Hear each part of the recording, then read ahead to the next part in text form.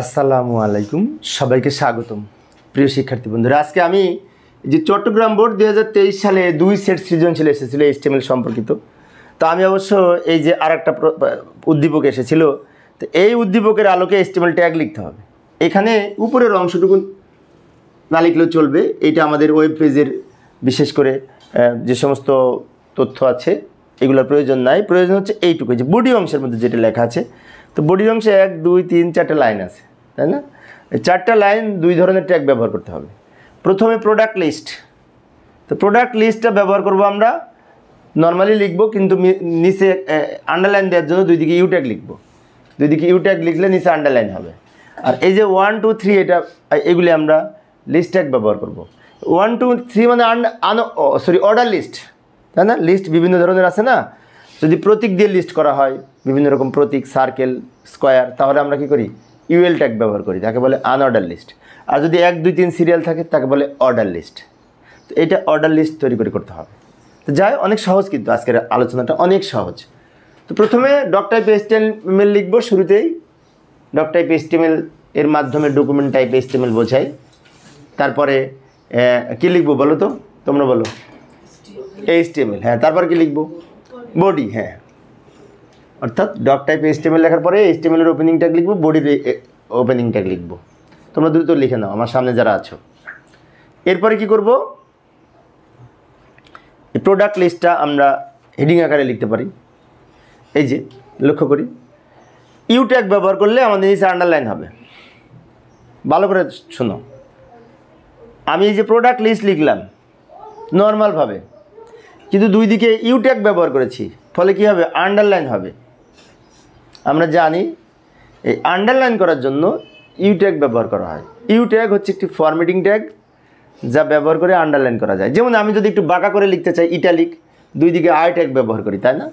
আমি যদি লেখাটা বোল্ড করতে চাই, 2 দিকে বি ট্যাগ ব্যবহার করব অথবা স্ট্রং ট্যাগ ব্যবহার করব। সেজন্য আন্ডারলাইন করার জন্য 2 দিকে ইউ ট্যাগ ব্যবহার করতে হয়। আচ্ছা, এইবার এইটার জন্য লিস্ট ট্যাগ ব্যবহার করব। এইটার পরে আমরা এবার অর্ডার লিস্ট তৈরি করার জন্য 1, 2, 3 সিরিয়াল করলে অর্ডার লিস্ট হয়। তো ওএল ট্যাগ ব্যবহার করব। ওএল ট্যাগ ব্যবহার করে এই 1, 2, 3টা আইটেম আছে লিস্টের, তাহলে এই এল আই ট্যাগ ব্যবহার করে লিস্ট আইটেম তৈরি করতে হয়। সেজন্য বুক লিখব, 2 পাশে লিখব এলআই, এলআই লিখে মাঝখানে বুক লিখব। পেন লিখব, 2 পাশে লিখব এলআই। ব্যাগ লিখব, 2 পাশে লিখব এলআই। তারপরে OL close, body close, HTML close. এখানে একটি বিষয় বলি, যে OL অনেক বইতে টাইপ সমান 1 আছে, কিন্তু টাইপ সমান 1 হবে না। কারণটা কি? কারণ OL এর বাই ডিফল্ট আউটপুট এমনি 1, 2, 3 সিরিয়াল হবে।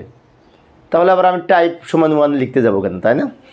কী কারণে লিখেছে রাইটার আমি বুঝি না, কিন্তু কিছু কিছু বইতে দেখলাম লেখা আছে OL টাইপ সমান 1। ওয়েবটা, হ্যাঁ, টাইপ সমান আমরা দিতে পারি। যদি এখানে ABC সিরিয়াল থাকতো, XYZ সিরিয়াল থাকতো, তাহলে লিখতাম টাইপ সমান A অথবা টাইপ সমান X। কিন্তু যেহেতু এই 1, 2, 3 সিরিয়াল আছে, তাই OL এর সাথে অ্যাট্রিবিউট ব্যবহার করা লাগবে না। এমনি OL লিখলেই বাই ডিফল্ট 1, 2, 3 সিরিয়াল হবে। কি আমার সামনে যারা আছে বুঝতে পেরেছ? টাইপ সমান লেখা লাগবে না। আচ্ছা, তো এইভাবে আমরা এই ছোট্ট একটু ওয়েব পেজের জন্য এই প্রয়োজনীয় HTML ট্যাগ লিখতে পারি। তোমাদের কার কোনো প্রশ্ন আছে?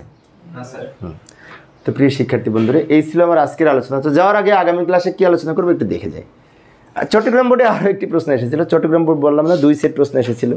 তো ক, খ, গ বিভিন্নভাবে এসেছিলো। তো এই প্রশ্নে এই যে বডি অংশের মধ্যে একটা টেবিল আছে, তো এইটা পরে ক্লাসে আমি আলোচনা করবো। আমি অল্প অল্প করে আলোচনা করি যাতে শিক্ষার্থীরা বোরিং ফিল না করে। এইটার জন্য আমি পরে ক্লাসে আলোচনা করবো। এটা সমাধানের জন্য কীভাবে HTML ট্যাগ লিখতে হবে। এটি মূলত বিশেষ করে টেবিল ট্যাগ ব্যবহার করে করা হয়েছে, অনেক সহজ, কঠিন না। তো আজকে এই পর্যন্তই। সবাই ভালো থাকবে এবং সুস্থ থাকবে, এই কামনায় খোদা হাফেজ।